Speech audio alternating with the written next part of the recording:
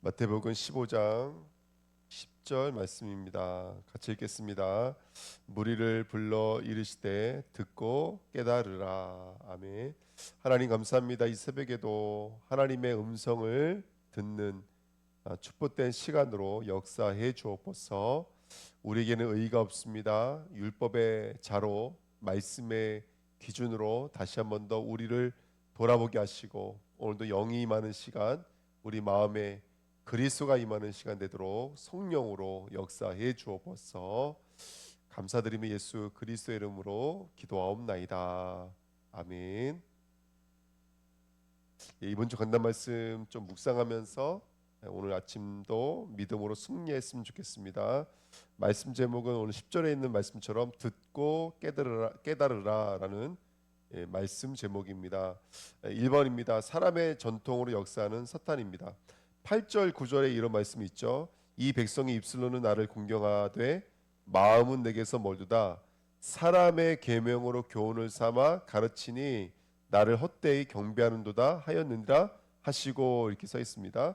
이 말씀은 이사야서 29장 13절 말씀을 인용한 말씀인데요. 주께서 이르시되 이 백성이 입으로는 나를 가까이하며 입술로는 나를 공경하나 그들의 마음은 내게서 멀리 떠났나니 그들이 나를 경외함은 사람의 계명으로 가르침을 받았을 뿐이라, 이렇게 말하고 있습니다. 여기 우리가 좀 주의 깊게 바라봐야 될 게 뭐냐면 이사야서 29장 13절 맨 마지막에 사람의 계명으로 가르침을 받았을 뿐입니다.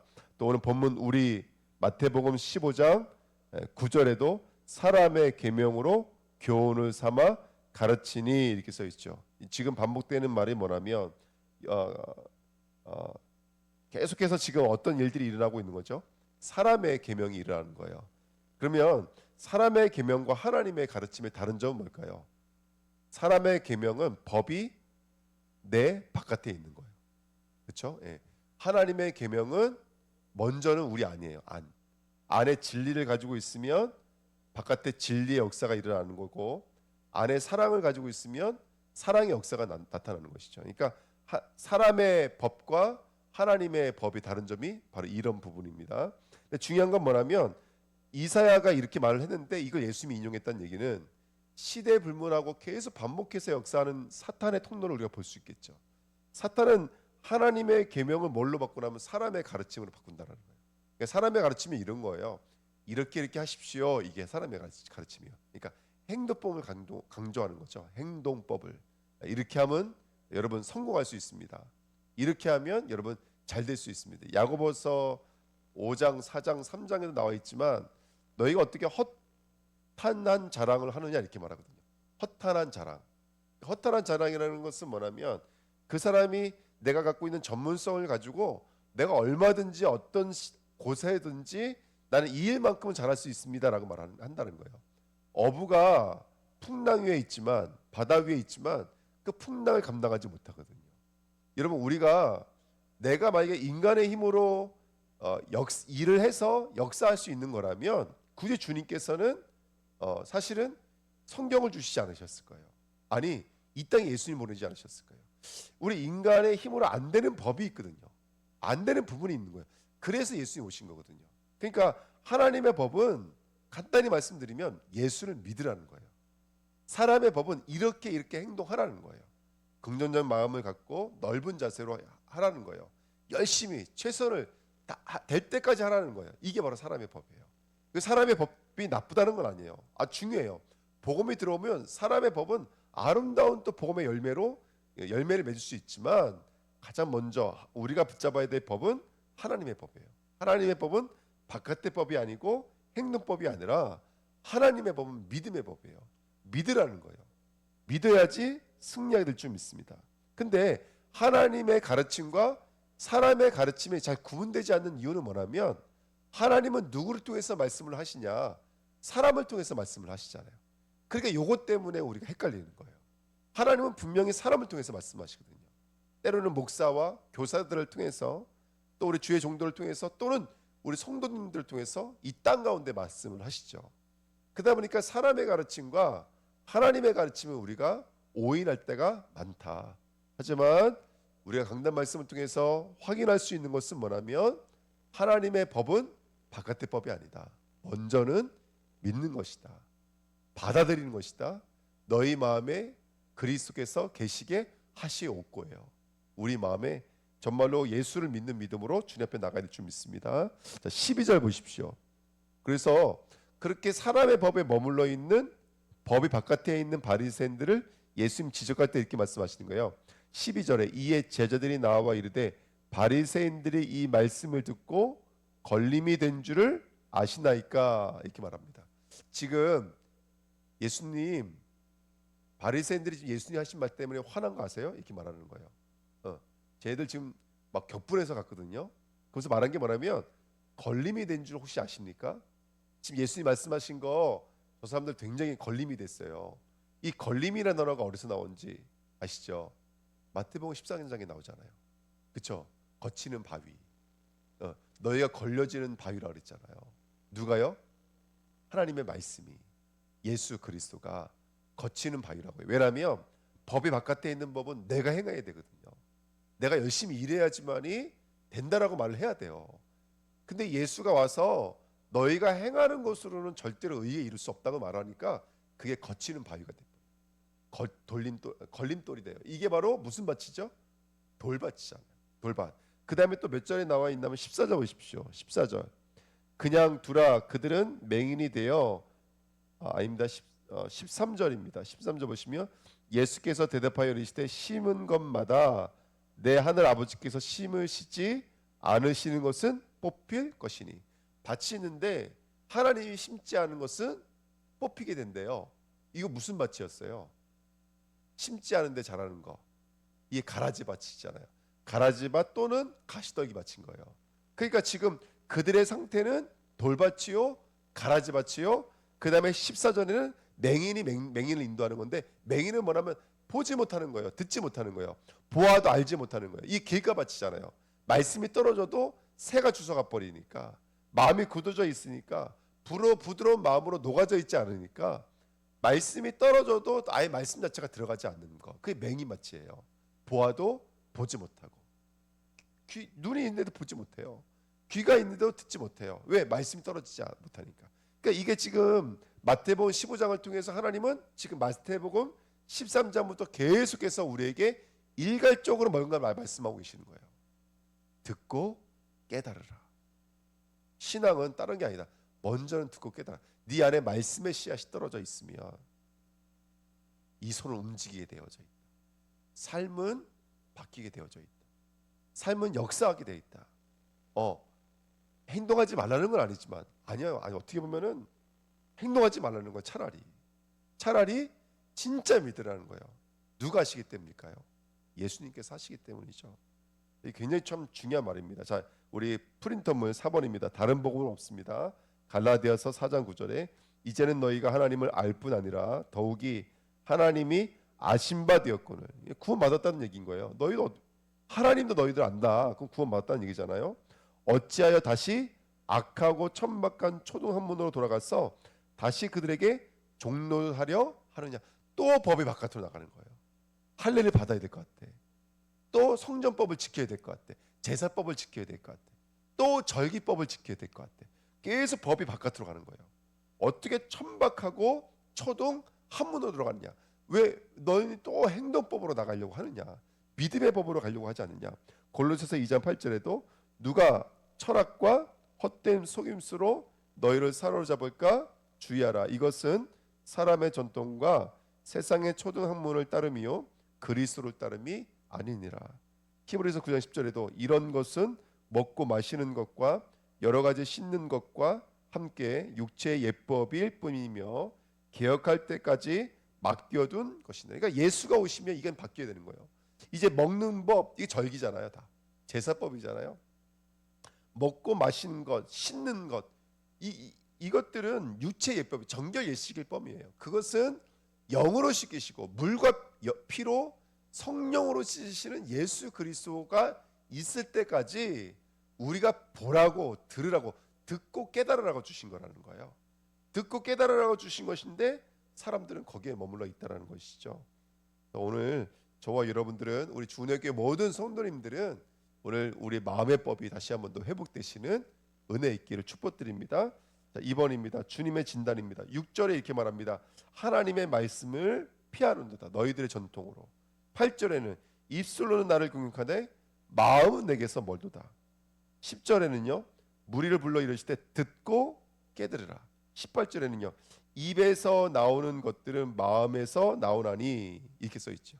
자, 여기 주님의 진단은 두 가지입니다. 첫 번째 말씀이에요. 듣고 깨달으라. 하나님의 말씀을 피하는다.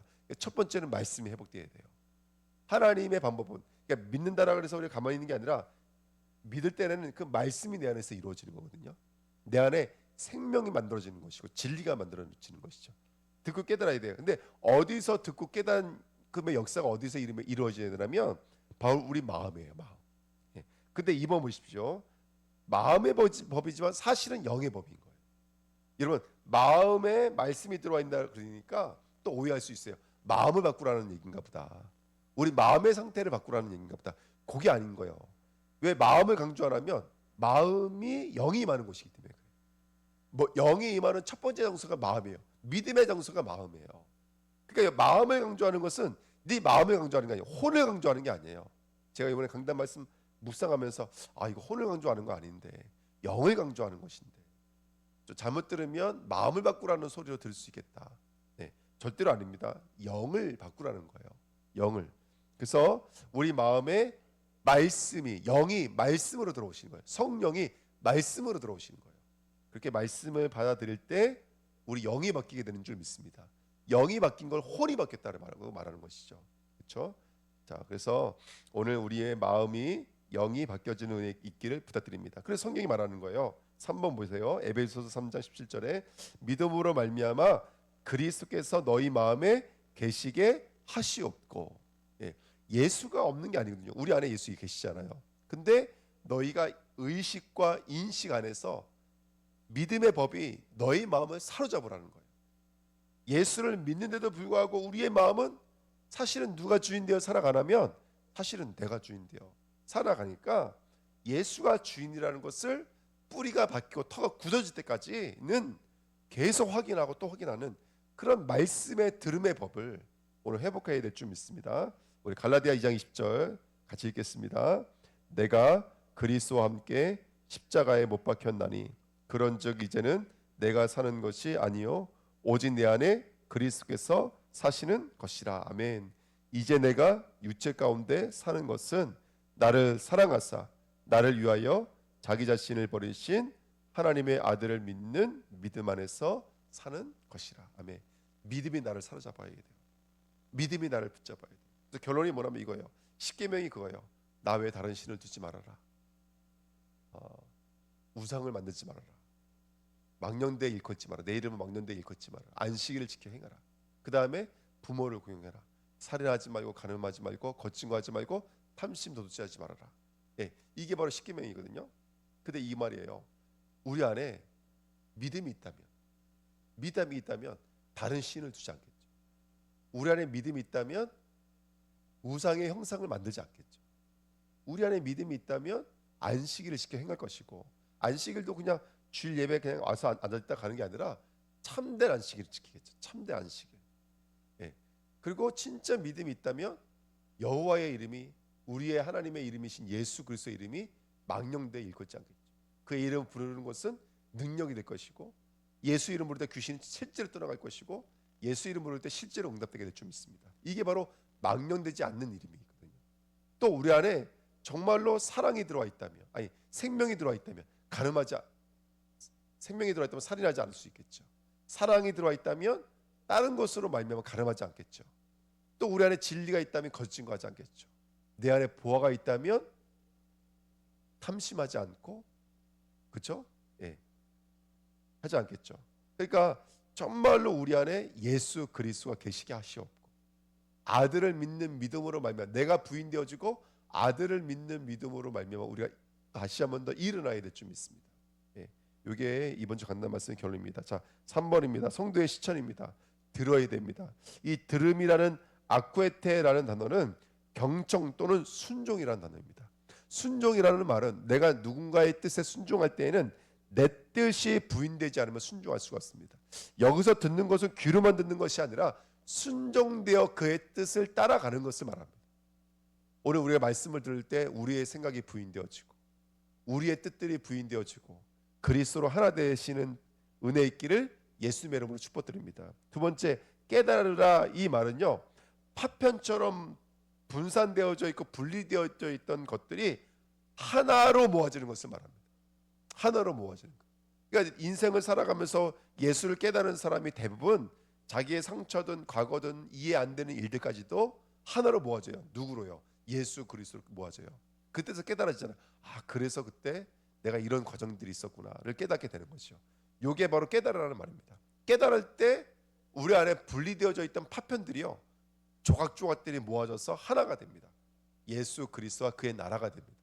예, 듣고 깨달으라. 본질과 근본을 깨달을 수 있는 오늘 되시기를 예수님의 이름으로 축복드립니다. 그래서 로마서 10장 9절 10절에 사람이 마음으로 믿어 의에 이르고 입으로 신해서 구원에 이르잖아요.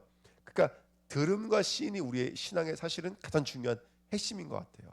오늘도 예수 그리스도의 마음을 듣는 것과 이것을 시인할 수 있는 자 되시길 축복드립니다. 무엇을요? 믿음은 들으면서 나며 들음은 그리스도의 말씀으로 말미암았느니라.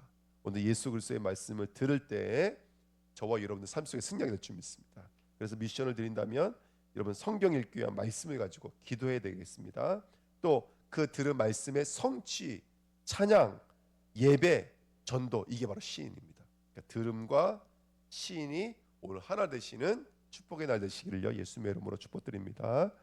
하나님 감사합니다. 강단 말씀이 성취되도록 역사해 주옵소서. 하나님, 들을 때 예수가 임재하실 때 우리 안이 바뀌면 바깥에 열매를 맺게 되는 줄 믿습니다. 무화과 나무가 무화과 열매를 맺듯이, 감람나무가 감람 열매를 맺듯이, 좋은 나무가 좋은 열매를 맺듯이 우리 안에 복음이 임하면 복음의 열매를 맺게 되는 줄 믿습니다. 사람의 교훈에 흔들리지 않게 앞서서 하나님의 교훈에 서게 앞서서 영이 임하는 시간 되게 하시고 영이 바뀌는 시간 되도록 순종과 정말로 성취의 축복을 누리도록 역사해 주옵소서. 감사를 드리며 예수 그리스도의 이름으로 기도하옵나이다. 아멘.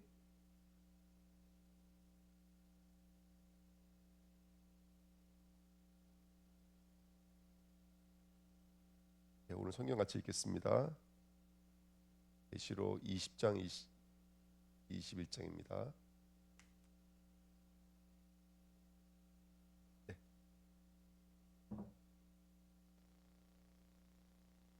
계시록 20장 21장입니다.